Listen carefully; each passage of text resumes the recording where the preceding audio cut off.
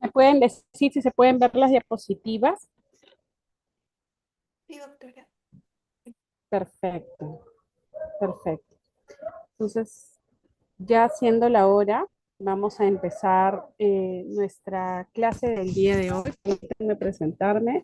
Yo soy la doctora Fílida Garnique Díaz, soy médico geriatra del Hospital Naval y para mí es un gusto estar con ustedes tratando un tema muy importante que es la diabetes, pero desde un enfoque distinto, no el enfoque clásico, ¿no? En geriatría la diabetes no se maneja solamente con cifras, se maneja tratando de entender a la persona. Y como ya ustedes en muchas de sus clases, tanto prácticas o teóricas, habrán visto que nuestro principal objetivo en la valoración geriátrica integral es poder definir esos 5 dominios, tanto la funcionalidad, perdón, el área cognitiva, la parte social, nutricional, la parte afectiva, como todo ese enfoque que nosotros como geriatras damos hace de que nuestro tratamiento o nuestro plan de trabajo no sea un tratamiento o un enfoque clásico como el de otras personas u otros adultos que no necesariamente sean adultos mayores, sino que ya es un entendimiento sobre la persona en sí.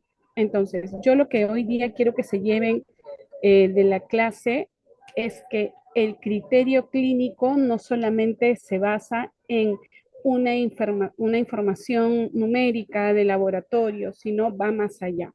¿De acuerdo? Muy bien. Entonces, seguimos. Quiero pasar, que no puedo pasar. Ya. Me siguen acá con las... Quiero que me digan si está corriendo la diapositiva. Si no corre en algún momento, por favor, ustedes me avisan, ¿de acuerdo? Entonces, como les decía, ¿no? Como idea central, llevémonos que la diabetes en el adulto mayor no se maneja igual que en el adulto joven. Entonces, pregunta suelta para todos ustedes, ¿no? ¿Cuántos de ustedes han visto adultos mayores con diabetes durante sus prácticas clínicas que han estado llevando? ¿Cuántos? Micrófono abierto porque yo de acá no puedo ver de una manera directa quiénes van a participar, así que con micro abierto pueden ustedes explayarse un poco más. ¿Quién quiere participar? Recuerden que todas las participaciones son participaciones que van a sumar puntaje. ¿Ninguno quiere participar?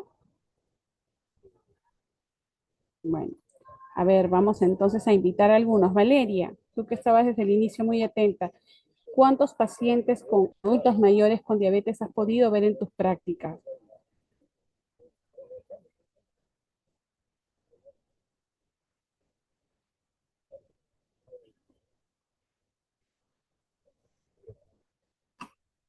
Hola chicos, ¿se me escucha? Sí, doctora. Sí, sí, doctora. Ay, ya. Ya, me están preocupando porque parece que eso es un monólogo. Sí, doctora, Ya. se ven bastantes adultos mayores con diabetes, la gran mayoría. Ok, como parte de las enfermedades o antecedentes, ¿cierto? ¿Mm? ¿Y ustedes qué creen que todos los adultos mayores deberían de tener la misma meta de glucosa en ayunas, de hemoglobina glicosilada sobre todo? ¿Qué opinan? ¿A todos los medimos con la misma vara o ustedes qué creen? ¿De qué depende también? Depende de la funcionalidad del paciente y también de si es que está en un estado robusto o es frágil, ¿no? Muy bien, muy bien. Entonces aquí en esta diapositiva, claro, ¿no? Sabemos de que no podemos decir o no podemos dar la misma medición o nuestros objetivos no pueden ser los mismos en todos los pacientes. Entonces, un poquito hablando de epidemiología, vemos que acá, como lo dice la diapositiva, más del 90% de los adultos mayores con diabetes son de tipo diabetes tipo 2, ¿cierto? Y casi la mitad de las personas mayores a 65 años ya tienen un criterio de prediabetes. ¿Qué significa esto? Que la diabetes es parte del día a día de todas las especialidades médicas, no solamente del médico geriatra y del endocrinólogo. Entonces, la incidencia, vamos a ver que es bastante grande en los adultos mayores, pero si nosotros vemos y sectorizamos a los adultos mayores de 65, vamos a ver que la incidencia crece en aquellas personas que están entre los 65 y 79 años.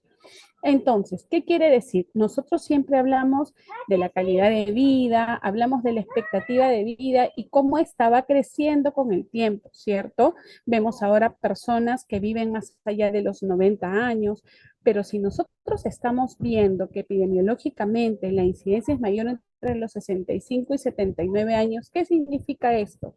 Que vamos a vivir más tiempo con esta enfermedad.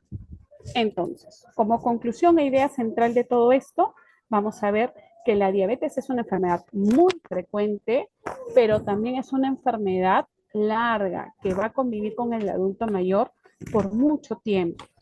Entonces, ¿por qué creen ustedes, sale la pregunta, que la edad tiene que ver con este aumento de la prevalencia de la diabetes?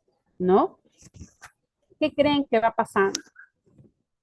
Acá como bien lo mencionan, ¿no? A medida que la población envejece, vamos a ver que vamos a tener problemas mucho más específicos. Por ejemplo, el estado proinflamatorio, la alteración de algunos otros órganos, las comorbilidades, el sedentarismo, el tipo de alimentación, la polifarmacia. Entonces, son muchos factores los que van a influir en esto. ¿Y qué implicancias tiene el convivir muchos años con diabetes? ¿Qué opinan ustedes? Doctora, bueno, respondiendo a su primera pregunta, yo creo que en cuanto qué factores hacen de que la diabetes incremente en lo que es la edad, o bueno, en el envejecimiento, yo creo que básicamente es en cuanto a lo que es los cambios fisiológicos per se del envejecimiento, donde vamos a ver que hay mayor cantidad de fibrosis, ya hay mayor desgaste de los órganos, incluyendo el páncreas, ¿no? Donde ya no secreta la misma cantidad de insulina, pierde esa capacidad, entonces hay mayor incidencia de lo que es la diabetes tipo 2. Y en cuanto a lo que son las complicaciones de diabetes, perdón, lo que podemos ver a largo plazo, si es que nosotros Y una convivimos pregunta ahí, con la esos son los diabetes. factores de repente, perdona que te corte, esos son los factores que nosotros pensaríamos o llamaríamos factores intrínsecos, ¿cierto? Pero ¿qué pasa también con los factores extrínsecos? ¿Juegan o no un papel importante? El sobrepeso, el sedentarismo, el tipo de alimentación, los hábitos o los malos hábitos que se llevan durante toda la etapa entre los 45 y 65 años. ¿Tienen un impacto en este grupo también? Sí, ¿Qué claro, ¿no? Porque lo que es el síndrome metabólico, por ejemplo, es algo muy relevante y, que viene en prevalencia, ¿no? En lo que son los adultos mayores. Entonces, por ejemplo, es un factor de riesgo para desarrollar este tipo de enfermedades, además de las cardiovasculares, ¿no? Que ya por sí son muy frecuentes también en los adultos mayores y que van Perfecto. aumentando con el tiempo. Entonces, yo creo que una de las cosas, o bueno, una de las datos o factor más importante en cuanto a vivir con diabetes son las complicaciones, ¿no? Como mayor incidencia de la polineuropatía diabética o tal vez la retinopatía y etcétera. Así es. Y recuerden que nosotros siempre hablamos de algo, ¿no? Cuando hemos visto pacientes, sobre todo aquellos pacientes que ya vemos hospitalizados con complicaciones de la diabetes y nosotros le llamamos las manifestaciones tardías, ¿cierto? Estas manifestaciones tardías, como tú las has podido mencionar, la neuropatía, la nefropatía, la retinopatía, etcétera. Entonces, esto tiene un impacto muy importante y obviamente, ¿qué hace? Que claro, podemos convivir muchos años con la diabetes, con sus manifestaciones tardías, pero ¿qué nos quita? Nos quita independencia, nos quita autonomía y sobre todo tiene un impacto negativo sobre la calidad de vida. Entonces, eso es importante, ¿de acuerdo? Sigamos con la siguiente diapositiva. Muy bien. Nosotros en estas diapositivas podemos también ver que es algo clave porque es aquí donde nosotros podemos ver cómo empieza realmente el valor de la geriatría, ¿no? Y hablábamos nosotros hace un momento, no es lo mismo un adulto mayor frágil que un adulto mayor con un buen soporte, no solamente nutricional, funcional, sino también un buen soporte familiar. Y no es lo mismo tratar a alguien deprimido que a alguien funcional. Entonces, todas las personas, todos los adultos mayores pueden tener diabetes, pero ninguno se va a manejar igual. ¿Por qué? Porque nosotros acá, en el contexto del adulto mayor, vamos a tener que considerar no solamente los valores de glucosa, de hemoglobina glicosilada, sino vamos a tener que tener un valor especial para esta valoración geriátrica integral, esta definición, valorar si existe o no una fragilidad. Entonces, si nosotros tenemos en consideración esto, vamos a ver que vamos a generar perfiles para este manejo. Y esos perfiles van a ser frecuentes en la práctica clínica real. Probablemente ustedes cuando han estado en algún tipo de, no sé, de evaluación clínica y todo, han podido valorar que no a todos los pacientes se le va a dar el mismo tratamiento. Si tenemos un paciente con el cual tenemos una dependencia total, tenemos un riesgo sociofamiliar y tenemos glucosas o tenemos, claro, glucosas que por lo general van a estar encima de 200, mis objetivos no van a ser los mismos que un paciente robusto con buen soporte familiar, ¿cierto? Van a ser distintos. Yo en el paciente robusto, con buen soporte, sí voy a tratar de que los niveles de glucosa, de hemoglobina glicosilada estén dentro de los parámetros y se acerquen a los parámetros normales. Pero, sin embargo, si tengo un paciente dependiente total, que no tiene un buen soporte familiar, que quizá la medicación no va a ser la más regular y la adecuada, yo voy a tratar de que ya esa expectativa de tener glicemias dentro de los parámetros normales no sea mi mayor objetivo. Aquí yo voy a querer, claro, que no se generen manifestaciones tardías, pero lo que yo voy a tener y el impacto más importante es que este paciente probablemente no haga hipoglicemias. Entonces, esa es la idea central, ¿no? El contexto del adulto mayor se va a definir sobre la BGI que nosotros hagamos y claro, los parámetros de glucosa, de hemoglobina tienen impacto, sí, pero va a ser distinto el manejo, ¿de acuerdo? Entonces, ahora, si nosotros sabemos que con el envejecimiento va a empeorar la resistencia de la insulina, se va a alterar la función de las células beta y vamos a tener que obviamente va a ser mucho más complejo manejar esto, vamos a saber de que así como hay una alteración de las células beta, vamos a saber que también hay una disminución también del resto de los órganos. Vamos a tener de que probablemente tengamos menos masa muscular, probablemente tengamos más grasa a nivel visceral, perivisceral y también eso qué significa que vamos a tener menos reserva metabólica. Por eso el adulto mayor, ¿qué pasa con el adulto mayor cuando tiene niveles de glucosa altos? ¿O qué pasa con el adulto mayor que tiene, por ejemplo, no olvidémonos un poco de los niveles de glucosa, de hemoglobina glicosilada, un adulto mayor frágil, un adulto mayor dependiente, ¿no? Que tiene menos reserva metabólica. ¿Cómo es el impacto de este adulto mayor frente a una descompensación o frente a una infección o algún proceso que genere una agudeza? ¿Qué va a pasar con ese adulto mayor? Se va a descompensar más rápido, ¿no? Y tolera menos los tratamientos terapéuticos que son más agresivos, como por ejemplo el caso del paciente diabético con manifestaciones tardías que hablábamos. De repente es un paciente que entra por una sepsis, por un foco urinario y sabemos que ella es un paciente frágil, con dependencia, y nosotros en nuestro afán y en nuestro ímpetu de querer mejorar esos niveles de glucosa,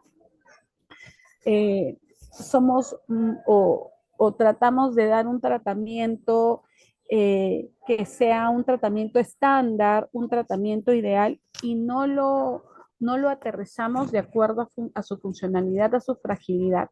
¿Qué es lo que pasa? Estas, vamos a llamarle errores terapéuticos, que no son errores terapéuticos, pero para nosotros el hecho de que consideremos un estándar para todas las personas en un tratamiento, el adulto mayor que es frágil no lo va a tolerar igual. Entonces, este tipo de tratamientos en estos pacientes que sabemos que tienen menos reserva metabólica van a generar una descompensación más rápida y los va a llevar a qué? Probablemente a la hipoglicemia. Entonces, importante recordar, la hiperglicemia en el adulto mayor tiene una base fisiopatológica distinta. ¿Por qué es distinta? Por lo que ya conversamos hace un momento. Hay menos reserva funcional, hay menos reserva metabólica, hay más grasa perivisceral y eso nos va a generar que obviamente el control de la glucosa sea distinto. Entonces nuestros parámetros van a ir cambiando de acuerdo al grupo al que nos estemos enfocando, ¿de acuerdo? Entonces, pregunta nuevamente para ver si es que de repente tenemos alguna idea distinta, ¿no? ¿Ustedes creen que habiendo hablado de la reserva de la masa muscular, de la reserva metabólica, de la grasa visceral, ustedes creen que la sarcopenia, que es algo que ya hemos conversado también anteriormente, ¿qué generaría en el adulto mayor con el control glicémico? ¿Mejora o empeora? Pero empeoraría. Empeora, ¿cierto? Porque ¿qué es la sarcopenia? A ver, chicos, Es la disminución de la masa muscular. de la masa muscular, de la fatiga, son varios parámetros, ¿no? Pero sí, tiene que ver con esa reserva de masa muscular también. Entonces, si estamos hablando que nosotros para poder tener un mejor control de las glucosas y no poder tener estos errores en la parte terapéutica, necesitamos de una buena masa muscular, una buena reserva, claramente la sarcopenia no nos va a ayudar. Entonces, imagínense ese escenario, ¿no? Con solamente sarcopenia. Ahora imagínense, ¿qué pasa cuando combinamos el envejecimiento con la polifarmacia y con la sarcopenia y con un proceso infeccioso? ¿Qué es lo que podría pasar? ¿Cómo va esa reserva que nosotros de la que estamos hablando? ¿Se mantiene igual? ¿Qué opinan? Disminuye más la reserva adaptativa de Claro, la... aumenta la fragilidad, me ponen, aumenta la fragilidad, claro que sí. ¿Y qué pasa con esos tratamientos que yo quiero dar? De repente si yo entro y digo, ay, así, porque yo saco hay una fórmula que yo recuerdo mucho cuando hacía la residencia y enfocábamos la cantidad de insulina que necesitábamos administrar de acuerdo a los niveles de glucosa de la persona y también al peso de la persona, ¿de acuerdo? Y bueno, les hablo hace bastantes años, ¿no? No ahorita porque los enfoques han cambiado, pero acá, ahí no hablábamos nosotros de la edad ni de la fragilidad del paciente. Sabemos que la edad ahora también, ¿no? No es un punto marcado, pero imagínense, hablábamos del peso de la persona y hablábamos de los niveles de glucosa. Y de acuerdo a eso, con una fórmula, nosotros podíamos sacar la cantidad de insulina rápida o la insulina NPH que el paciente iba a necesitar. Pero esos valores estaban sesgados. ¿Por qué? Porque no teníamos en cuenta lo que estamos hablando ahora, la reserva, la funcionalidad, que son súper importantes. Entonces, ¿qué es lo que se cometía varias veces o qué es lo que veíamos? Cuadros de hipoglicemia. ¿Por qué? Porque metíamos en la misma bolsa a todos los pacientes y sabemos que eso no es así. Posteriormente se comenzó a hablar también del hecho de que, ok, está bien, valorémoslo de acuerdo a la edad. Pero ese rango también, ¿no? Que caíamos un poco en lo que nosotros llamamos el edadismo o el ajeísmo. estigmatizamos la edad. Si ya tiene más de 80 años, ya ahí sí sus niveles van a ser menos bajos, pero ¿qué pasa si es un adulto mayor de 80 años que todavía sale a caminar, camina 2 kilómetros, lee mucho, es consultor? ¿Se acuerdan de su primer caso clínico, el señor Potencio? Entonces, era una persona fit, era un adulto mayor que tenía buena reserva. Entonces, ¿es importante la edad? Sí, es importante porque nos ayuda a pautar, pero es importante también saber su funcionalidad, saber cómo es su entorno social. Todo eso nos ayuda para poder marcar y delimitar bien nuestros tratamientos. ¿De acuerdo? Muy bien, continuamos. De rato en rato. Ya. Entonces, nuestra siguiente diapositiva. Aquí hablamos un poco de la detección de la diabetes y la prediabetes, ¿no? Bueno, en los adultos mayores, como les decía, no tenemos que asumir que no tienen diabetes. O sea, si hay un adulto mayor que llega y nos menciona de que no tiene diabetes, ya hemos visto nosotros cómo estamos en la parte epidemiológica cuando hablamos qué tan grande era el grupo de pacientes adultos mayores con diabetes y qué tan grande era el grupo de adultos mayores con diabetes. Entonces, aquel adulto mayor que llega a la consulta diciéndonos que no tiene diabetes, no debemos de decir, ah, bueno, sí, no tiene diabetes. No, tenemos que buscarlo, ¿de acuerdo? ¿Por qué? Porque obviamente ya hemos visto cómo se incrementa en este grupo etario y sabemos por los cambios fisiopatológicos que pasa el adulto mayor y por qué tiene esta predisposición.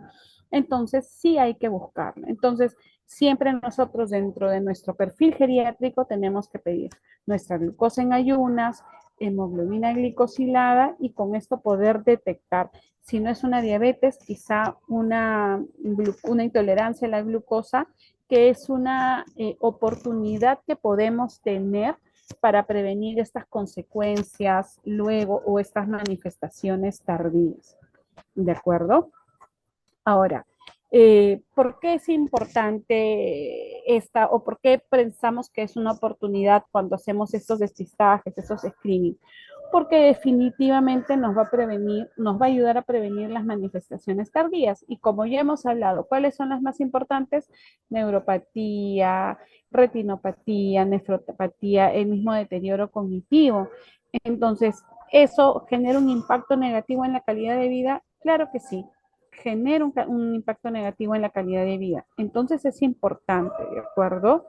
Entonces, ¿en qué adultos mayores yo trataría de pedir este dosaje de repente una glucosa en ayunas? Trataría de hacerlo en todos aquellos pacientes mayores a 60, 65 años. Ahora, ¿tenemos nosotros una edad límite para poder prevenir la diabetes? ¿Qué opinan ustedes? Hay una edad límite, yo puedo decir ya a partir de esa edad, ya no le doces ya, porque igual no vamos a poder hacer nada. ¿Qué opinan ustedes? No, Marjorie Cornejo, ¿está?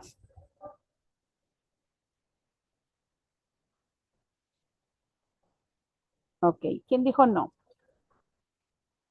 hay otra. Ya. ¿Cuál es su nombre? Micaela. Micaela Micaela. Panduro. Micaela, Micaela Panduro. ya, Micaela. ¿Por qué crees que no? Porque creo que los adultos mayores, primero que tienen una presentación sintomática bastante, bueno, no se percibe mucho la presentación sintomática en el caso de la diabetes, o es atípica, es insidiosa, y así sea un adulto de 80 o más edad, es peor no diagnosticarlo porque también las complicaciones de la diabetes se van a ver, ¿no? Si es que no lo diagnosticas. Claro, muy bien, Micaela, y sobre todo por lo que comentábamos hace un momento, ¿no? La edad es un número, sí es importante, pero nosotros vamos a valorar todo ese contexto y esas dimensiones que hablamos y lo que queremos saber, porque por ejemplo, puede ser un adulto nuevamente, un adulto mayor de 80 años, de 90 años, ¿cuántos pacientes de 90 años también, o sea, son pacientes que pueden ser prefrágiles y recién tienen un inicio o un diagnóstico, ¿no? Un diagnóstico de diabetes, entonces sí podemos hacer algo. ¿Por qué? Porque obviamente eso nos va a ayudar a también en mejorar su calidad de vida. ¿De acuerdo? Entonces, muy bien, continuamos. En esta diapositiva nosotros vamos a ver igual los niveles que conversábamos hace un momento, cuando es que hablamos de un nivel de una prediabetes, cuando es que nosotros ya comenzamos a hablar de una diabetes, pero esos son términos generales que, bueno, ya los conocemos, ¿no? En una prediabetes hablamos cuando los niveles están por encima de 100 miligramos por decilitro de una glucosa en ayunas, y si nosotros hablamos de una diabetes ya instaurada, cuando está por encima de 126 miligramos por decilitro en ayunas o mayor a 200 miligramos por decilitro postprandial. En caso de la hemoglobina glicosilada, cuando está por encima de 6.5. Pero como les digo, estos valores son para hacer el diagnóstico de diabetes. Cuando hablamos del tratamiento, nuestro tratamiento va a cambiar y va a cambiar dependiendo de la expectativa y también de la reserva de nuestro paciente. ¿Hasta ahí alguna pregunta? ¿Todo bien? Muy bien. Entonces continuamos, ¿de acuerdo? En esta diapositiva que nosotros tenemos acá, tratamos de hacer una valoración del tratamiento y eso es lo que mencionábamos hace un momento, ¿no? En pacientes adultos mayores de 65 años con una diabetes, tenemos que valorar la salud general del paciente y también tenemos que valorar siempre los determinantes y de acuerdo a esto, cuáles van a ser nuestros objetivos y nuestra estrategia de tratamiento, ¿de acuerdo? Y cuáles son los puntos más importantes que nosotros tenemos que tener en consideración para hacer esta valoración. Tenemos que tener en consideración la funcionalidad, como hablamos, ¿no? Y acá valoramos qué cosa, actividades básicas de la vida diaria, actividades instrumentales de la vida diaria. ¿Qué otra cosa? Valoramos la parte cognitiva, valoramos el IMC, qué tan importante es la hipertensión, si hay antecedentes del uso de tabaco, de alcohol, si tenemos un antecedente o no, y una historia de algún proceso oncológico y también su medicación, ¿de acuerdo? Ahora, ¿qué otros puntos también son importantes? Obviamente vamos a tener en cuenta si hay una osteoporosis, cómo es su perfil lipídico, su electrocardiograma. Tenemos que hacer ese screening de diabetes y también tenemos que tener en cuenta las enfermedades o las manifestaciones tardías que ya las habíamos mencionado anteriormente. ¿De acuerdo? Entonces, continuando. Pacientes adultos mayores, nosotros vamos a tener que considerar lo siguiente, ¿no? En pacientes mayores de 65 años se sugiere qué cosa? Realizar los exámenes cognitivos periódicos. Esto nos va a ayudar para poder identificar si hay un deterioro o no. ¿Por qué? Porque recuerden que parte del tratamiento es tener una rutina, ser bastante metódicos, pero también tenemos que considerar que nosotros cuando hablamos de diabetes la asociamos también al deterioro cognitivo y esto cambia completamente el manejo. Un paciente con un deterioro cognitivo no puede manejar esquemas complejos de tratamiento. O sea, no podemos pensar de que va a ser sencillo tener un manejo porque hay cosas en las que probablemente no las comprenda. Acuérdense que el juicio está alterado y si no tenemos un soporte sociofamiliar va a ser mucho peor. Entonces tenemos que generar y tenemos que tener ese diagnóstico bastante marcado. Un buen tratamiento, el mejor que yo pueda tener, pero si es mal entendido por un paciente, puede ser peligroso. ¿De acuerdo?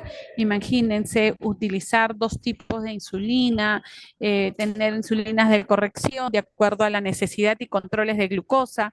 Si esto no lo podemos manejar, no hay una buena adherencia al tratamiento, pues es mejor que no lo instalen, ¿de acuerdo? Porque el peligro va a ser mucho mayor.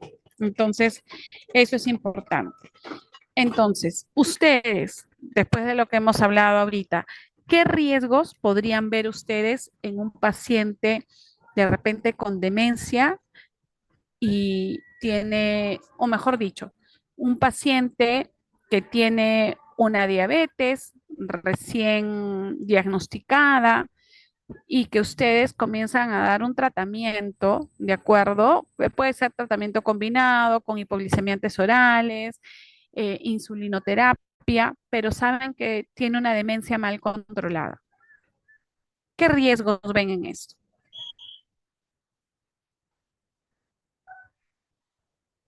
¿Qué opinan? ¿Qué riesgos podrían ver? Tal vez que el paciente no sepa colocar bien la dosis y se pase y le cause una hipoglicemia. Ya, este es claro, en el caso de que el paciente él mismo se aplique, ¿no? Pero probablemente en una demencia mal controlada vayamos a tener al familiar que coloque la insulina. Puede ser, pero también lo que podría ocurrir en estos casos si nosotros damos tratamientos con esquemas complejos, mixtos, si el paciente no tiene la demencia bien controlada, probablemente un día va a estar con agitación y no va a querer recibir el tratamiento. O lo que puede pasar también, si estamos con los hipoglicemiantes orales, confundirse y tomar doble medicación. Y sí, podemos tener este riesgo de hipoglicemia. ¿Qué otra cosa puede pasar con un paciente con una diabetes, con una demencia mal controlada? ¿Qué pasa con la alimentación? ¿Qué puede pasar? Puede ser que un día no quiera abrir la boca y no quiera comer, ¿no? Y el familiar ya le puso la insulina o ya le dio el hipoglicemiante y se niega, se rehúsa a ingerir alimentos. ¿Qué pasa con ese paciente? Puede desmayarse por una hipoglicemia. Puede tener un síncope, puede tener síntomas severos de hipoglicemia y esto nos va a ayudar. No, va a ser todo lo contrario, ¿cierto? Entonces, ¿qué hay que hacer con estos esquemas complejos en estos casos? Hay que tratar de evitarlos, ¿de acuerdo? Pacientes con una dependencia, una demencia que todavía no puede ser controlada y que es de difícil manejo, incluso para tomar los mismos fármacos antidemenciales que tratan de manejar bien se me fue el nombre, esa agitación psicomotriz que le puede dar muchas veces. Entonces, primero manejemos eso porque si no, o sea, tratar de poner esquemas complejos para manejo de diabetes cuando no es su única patología, es ahí cuando generamos sesgo en nuestro tratamiento, no podemos cumplir y obviamente no vamos a poder prevenir estos efectos secundarios sobre estos esquemas complejos. ¿De acuerdo? Entonces, ¿qué tenemos que hacer nosotros en cuanto al tratamiento? Esta es una regla de oro en geriatría siempre, ¿de acuerdo? Yo, claro, voy a tratar a una hiperglicemia, voy a tratar a una diabetes, pero mi primer enfoque al inicio y mi regla de oro en geriatría no va a ser el tratamiento solamente de la hiperglicemia, sino va a ser prevenir la hipoglicemia, ¿de acuerdo? ¿Por qué tengo que prevenir la hipoglicemia en el adulto mayor? ¿Por qué esto puede ser tan devastador? ¿Por qué esto me puede generar tantos problemas? Porque recuerden que una hipoglicemia, como bien lo mencionaron, puede generar desmayos. ¿Y qué pasa cuando una persona se desmaya? Se cae, ¿cierto? ¿Y qué pasa si una persona se cae? ¿Qué puede ocurrir en esta Fractura. persona? Una fractura, ¿cierto? ¿Y qué pasa si una persona se fractura? ¿Dónde va a terminar? En el hospital. En el hospital, ¿cierto? Porque hay que manejar esta fractura. ¿Y qué pasa con los adultos mayores que tienen hospitalizaciones? tienen riesgo de hacer qué cosa. Úlcera. Sarcopenia, Úlceras por Infecciones. presión. Muy bien. ¿Qué otra cosa? infecciones, Infecciones intrahospitalarias. ¿Qué otra cosa? Que es un síndrome geriátrico muy grande. Delirium. Delirium, ¿cierto? Imagínense, o sea, yo tratando de hacer las cosas bien y tratando de generar mi mejor esfuerzo para manejar la hiperglicemia, pero termino generando una hipoglicemia que lo que me va a generar es mejorar su calidad de vida. No, todo lo contrario, o sea, de repente la glucosa alta podría estar haciendo algunos improperios, pero no tan grandes. Entonces, lo importante siempre es diseñar un plan específico para cada adulto, sabiendo qué cosa, cómo está la BGI. ¿Qué es la BGI? La valoración geriátrica integral. ¿Y para qué me ayuda esto? Para saber su grado de funcionalidad, su grado cognitivo, el soporte familiar, si se deprime o no se deprime, cómo está la parte nutricional. Para eso me ayuda. ¿Por qué? Porque yo tengo que, claro, diseñar un tratamiento que me ayude a controlar la diabetes, pero parte del control de la diabetes es qué cosa, disminuir el riesgo de la hipoglicemia. ¿De acuerdo? Entonces, si yo ya sé que lo que tengo que hacer son cambios y tratar de que esos tratamientos complejos no coexistan con los adultos mayores, sobre todo en aquellos que son dependientes, ¿qué es lo que sí puedo modificar en el adulto mayor? ¿Mm? El estilo de vida, ¿cierto? Entonces, mi primer tratamiento, ¿de acuerdo? El tratamiento de primera línea en un paciente adulto mayor con hiperglicemia va a ser ¿qué cosa? Modificar el estilo de vida del paciente. Si es un paciente con demencia, pero que todavía tiene funcionalidad física, yo puedo hacer actividades. Puedo prepararlo, puedo generar un mayor consumo de agua, dieta baja en calorías, hacer una rutina de caminatas, puedo generar este impacto positivo sin necesidad todavía de utilizar los hipoglicemiantes. ¿Por qué? Porque recuerden, hipoglicemiantes igual alto riesgo de disfunción en el paciente geriátrico. ¿De acuerdo? Entonces, ya sabemos, y para recapitular, ¿por qué es importante o mejor dicho, por qué la hipoglicemia la consideramos como un peligro en el adulto mayor? Porque ya mencionamos hace un rato, ¿no? Riesgo de caídas, delirio, fracturas, hospitalizaciones, infecciones y todo eso que nos puede conllevar, disminuir la funcionalidad de la persona, menor calidad de vida y muerte. Entonces, recuerden todas esas consecuencias clínicas que acabamos de ver. El monitoreo en los pacientes adultos mayores con diabetes deben de ser supervisados. Ojo que yo no quiero que se vayan con la idea de que está pésimo dar hipoglicemiantes, está pésima la insulina en los adultos mayores. No, ese no es el concepto. El concepto es saber que todo manejo farmacológico tiene que ser bien supervisado y tiene que ser bien valorado de acuerdo al tipo de paciente frente al que estamos. Para eso hacemos nuestra valoración. Y algo que sí o sí lo vamos a tener que hacer siempre y que es de primera línea son las modificaciones del estilo de vida. La insulina, por supuesto que está recomendada. El monitoreo frecuente de la glucosa también dependiendo del tipo de paciente que tengamos al frente. Y también si no queremos estar sometiéndole a incones constantes, porque también hay familias que son fanáticas y que quieren 3 veces al día dosar la glucosa y el pobre abuelito ya no tiene ni dedos callos de tanto glucómetro, de tantos pinchazos que le dan para ver que su glucosa siempre se mantenga en 89 o 90, eso también, o sea, pobrecito, ¿no? Pero con hacer glucosas al azar, de repente con tener controles de una hemoglobina glicosilada cada 6 meses para ver cómo va su valoración, está perfecto. ¿Está bien? Ahora, como decíamos, tratamiento de primera línea, cambio de estilos de vida.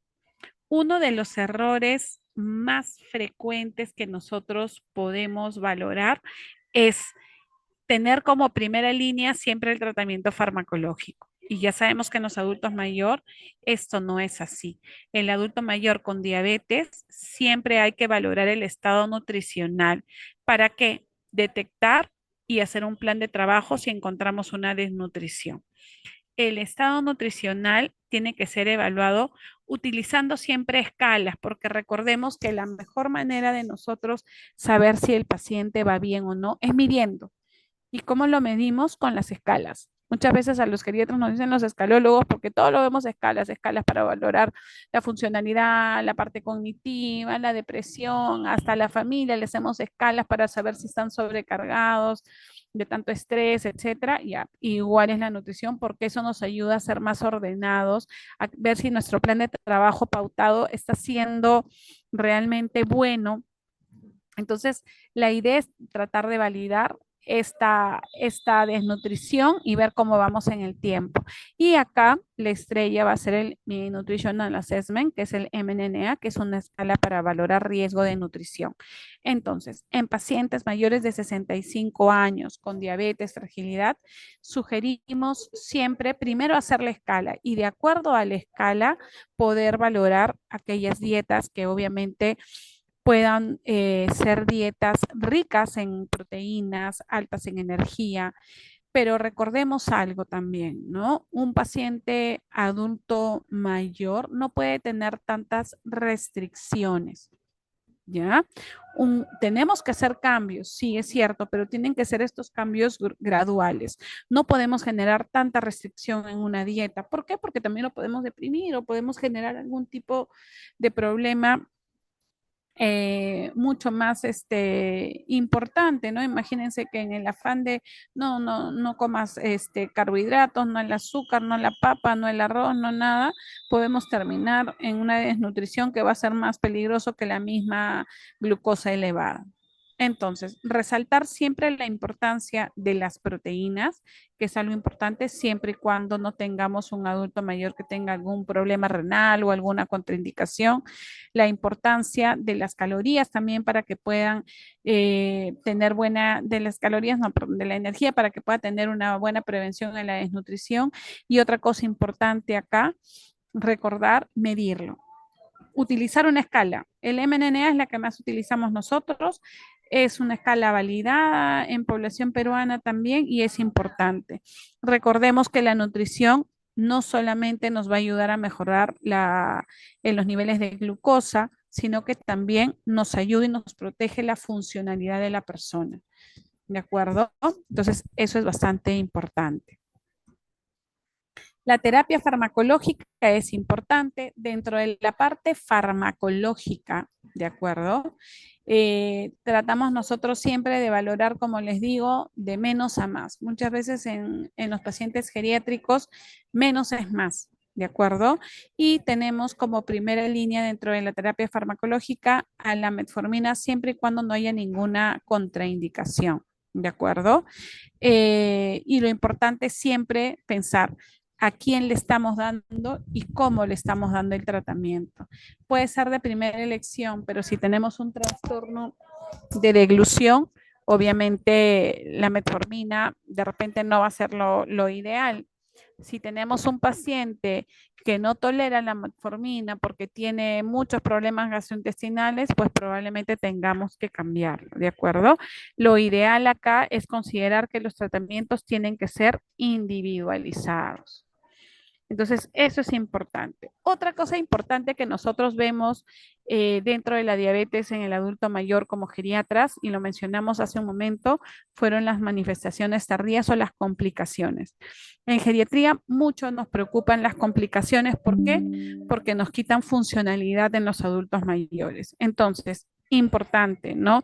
La nefropatía, las cardiopatías que también van a aparecer, las retinopatías, las neuropatías, todas estas son muy importantes y tenemos que manejarlas. Paciente adulto mayor que no tenía el diagnóstico y ustedes hacen un diagnóstico de diabetes recién, pues no crean que debutó recién hace un mes, 2 meses, probablemente la enfermedad la tengan por lo menos unos 5 años antes. Entonces hay que hacer las valoraciones, hay que hacer el manejo en conjunto con el oftalmólogo, cardiólogo, con el neurólogo, y con el nefrólogo, ¿no? Hay que valorar cómo están esos problemas microvasculares, hay que ver cómo está ese corazón, probablemente podríamos tener ya problemas de una insuficiencia cardíaca, entonces hay que valorar todo este punto desde una forma más macro, ¿De acuerdo? Ahora, importante, ¿no? Las neuropatías que nos van a generar. A ver, chicos, ¿qué creen? Acá lo he puesto. ¿Qué es lo que genera la neuropatía? Caídas. ¿Por qué? ¿Porque lo dice ahí en la diapo o por qué? Toda la sensibilidad. Altera la sensibilidad, ¿cierto? Nos puede generar inestabilidad también. Nos puede generar inestabilidad. Imagínense, no solamente la neuropatía solita nos puede generar una inestabilidad, alteración de la sensibilidad, alteración de la percepción, más riesgo de caídas. Imagínense si nosotros lo asociamos a una hipoglicemia fatal, ¿cierto? Mayor riesgo de caídas. Entonces, resaltar siempre la necesidad. Si sabemos que es un problema neuropático, que es una neuropatía diabética, y que esto involucra, como ya lo hemos visto también, masa muscular, que involucra el hecho de mayor riesgo de caídas, ¿con quién vamos a trabajar también? Con el rehabilitador, con el terapista físico. La fisioterapia es importante a este nivel. ¿Qué otra cosa es importante si ya la alteración de y la sensibilidad está alterada? ¿Qué es lo que comenzamos a ver también? ¿Cómo están esos piecitos cuando no hay buena sensibilidad? ¿Tienen a riesgo de qué? El pie diabético o pie de De charcutario. lesionar, de lesionarse, ¿cierto? Y si ya no tenemos asociado a esto una buena circulación, no hay una buena vascularización periférica, tenemos riesgo a tener un pie diabético. Entonces, importante el impacto del podólogo acá. Entonces, si ustedes se dan cuenta, el geriatra, el endocrinólogo no trabaja solo manejando la diabetes en el adulto mayor, es un trabajo en equipo. Y eso es importante que ustedes tengan en consideración. La diabetes es un trabajo o se maneja en equipo. ¿De acuerdo? Entonces, cuando nosotros hablamos de cómo prevenir las caídas en el adulto mayor con diabetes, ya no solamente es manejando la glucosa, porque ya vimos que es un punto importante, pero no es el único. Incluye el manejo con la terapia física, con el podólogo, porque tenemos que ver cómo están esos piecitos, con el uso de un buen calzado, etcétera. Igual, si nosotros valoramos la enfermedad renal crónica, ¿no? El, el riñón acá es importante porque él nos va a definir cuál es el tratamiento que vamos a tener. ¿Qué pasa? No es lo mismo tener un paciente que tiene una tasa de filtrado glomerular adecuada, con el cual podemos manejar niveles de metformina adecuados, e incluso, ¿no? La polineuropatía también, ¿qué manejamos? Ya la gabapentina, la pregabalina. Pero ¿qué pasa si esta tasa de filtrado glomerular comienza a ser menos de 30? ¿Qué pasa? Vamos a tener que evitar ciertos fármacos, ¿cierto? ¿Por qué? Porque van a ser nefrotóxicos. Entonces, la idea acá es tratar de siempre tener una valoración de nuestra función renal, porque va a ser el que nos va a marcar la pauta de qué cosa podemos y qué cosa no podemos manejar. Nos va a permitir hacer ajustes del tratamiento. Y la idea es evitar que esta función se siga alterando, porque acá nos estamos centrando en la diabetes, pero probablemente no sea la única enfermedad y vamos a tener que tratar de hacer ajustes en el resto de los fármacos. Entonces, mientras nosotros manejemos una buena tasa de filtrado glomerular, nos vamos a asegurar que tengamos un tratamiento adecuado. ¿Está bien? Muy bien, chicos.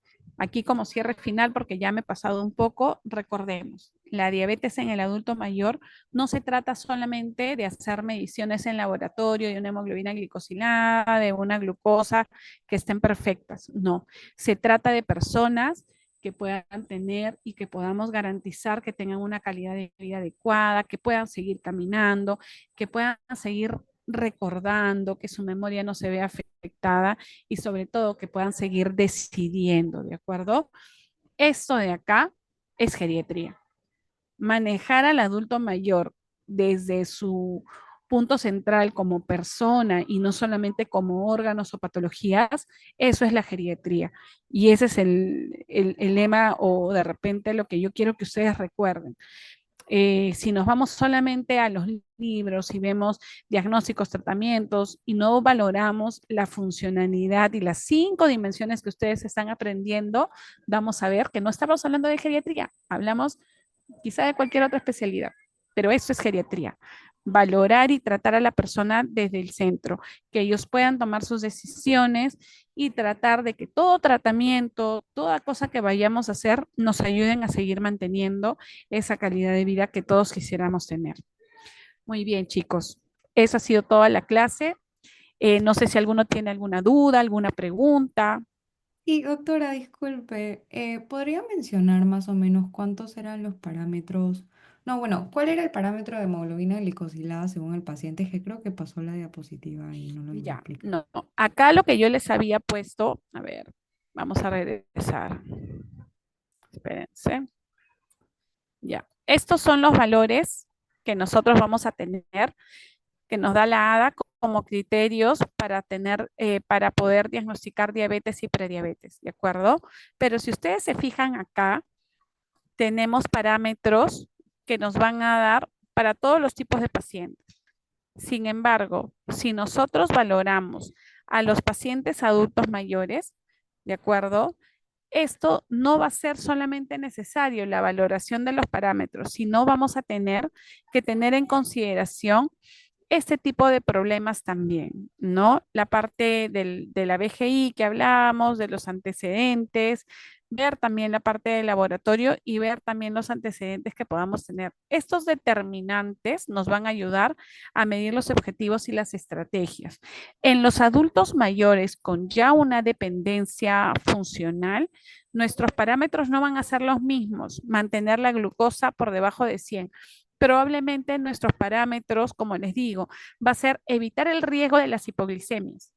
Ese va a ser nuestro parámetro principal en un paciente frágil, evitar las hipoglicemias y tratar de mantener nuestras glucosas entre o por debajo de 180, para no complicarnos más, por debajo de 180. Pero ¿qué pasa si tenemos un paciente dependiente que de repente ya estamos en la última etapa de vida? Me voy a enfocar en mantener en glucosas bajas porque voy a tratar de que su glucosa no empeore. No, aquí mi prioridad ya no va a ser ni siquiera evitar las hipoglicemias. Lo que yo voy a tratar de manejar son síntomas, ¿de acuerdo? Si ya sé que estoy en una etapa final de vida, acá mi enfoque es distinto. No manejo glucosas, pero manejo síntomas. Todo lo que me pueda ayudar a evitar que el paciente sufra. Claramente, si estoy hablando de un enfoque de terminalidad y de final de vida, ¿de acuerdo? Sí, pero ahora hay una diapositiva. Hola, A esa diapositiva. ¿Aló, me puede escuchar? sí, sí, te escucho. Ya, es una diapositiva que salen los valores de hemoglobina glicosilada, no lo que es el diagnóstico, sino como que los valores de referencia que deberían estar según cada adulto mayor. Ya, ok. No, no lo he puesto acá, no sé si está acá en la diapositiva, pero se las voy a pasar, porque No, sí, está y para va a la derecha, depender. o sea, ajá. ¿Esa de acá? No, la siguiente, siguiente. ¿Esta? Esta, Ah, sí esa, está esa. acá, ya, ya, ok. En esta diapositiva, igual, ¿no? Valoramos lo que les mencionaba. Vamos a dividir acá a nuestros adultos mayores en tres grupos y va a depender si no tienen comorbilidades, si solamente tienen una o dos enfermedades crónicas y sobre todo la funcionalidad, los valores, como les decía, van a permanecer y van a estar los más cercanos a lo que pediríamos en un adulto normal. Ese es un adulto mayor robusto, podríamos decirlo. En el grupo 2 ya tenemos más de tres enfermedades crónicas que pueden estar asociadas, donde vamos a tener que ya hay cierta dependencia y obviamente vamos a tener un impacto en las actividades instrumentales de la vida diaria, o sea, vamos a tener ciertas limitaciones. Aquí los niveles, como les decía, pueden estar entre 100 a 180 miligramos por decilitro, podemos tener esos parámetros. Pero ya en aquellos grupos de pacientes adultos mayores, donde ya tenemos una dependencia total, que necesitan del cuidado de otras personas para poder manejar el resto de sus actividades, aquí ya no vamos a ser tampoco tan drásticos en los valores. y nosotros valorando glucosas que estén por debajo de 180 y las postprandiales por debajo de 200, pues estamos teniendo una buena valoración, ¿de acuerdo? Ahora, este esquema de acá nos ayuda a poder clasificar de acuerdo al adulto mayor, de acuerdo a la fragilidad que pueda tener. Pero como les decía hace un momento, este esquema va a ser un esquema en un adulto mayor que sabemos que su proyección de vida todavía va a continuar. Pero en un adulto mayor que ya estamos en una parte o en una etapa de terminalidad, aquí lo importante va a ser considerar, primero, la sintomatología y segundo, evitar el riesgo de las hipoglicemias. ¿De acuerdo? Sí, doctora, gracias. ¿Alguna otra pregunta? Doctora, disculpe, yo tenía unas preguntas respecto a la parte del problema de la dilución. Usted mencionó que, por ejemplo, la metformina no se podría dar ahí. ¿Qué fármaco alternativo podría darse en ese problema? Cuando una persona con diabetes tiene ese problema. Ya. En el tema de la deglución, nosotros tenemos que valorar que la persona pierde la capacidad para deglutir, ¿de acuerdo? Entonces, si nosotros hemos visto la metformina, es una tableta muy grande que difícilmente la vas a triturar porque pierde su acción. Tenemos ahí que valorar también si es difícil o si nos genera muchas manifestaciones. Tenemos los GLP-1 también. Entonces, estos sí nos ayudarían porque tienen, la dosificación es distinta, vamos a tener menos riesgo de hipoglicemias, pero todo lo tenemos que ir centralizando y monitorizando de acuerdo al tipo de paciente. Los pacientes que tienen trastorno de la deglución, ¿no? Si nos enfocamos en el término de una demencia avanzada, vamos a valorar lo mismo igual. Vamos a tener que manejar mucho el tema de la alimentación, porque recordemos, ¿cuál es nuestra primera línea dentro de todo este objetivo y de manejo? Los cambios en los estilos de vida, el tipo de dieta, etcétera, etcétera. Entonces, imagínense, una persona que ya tenemos un trastorno de la deglución y que de por sí el trastorno de la deglución no va a ser solamente con la metformina, va a ser con el resto de fármacos y probablemente con la alimentación.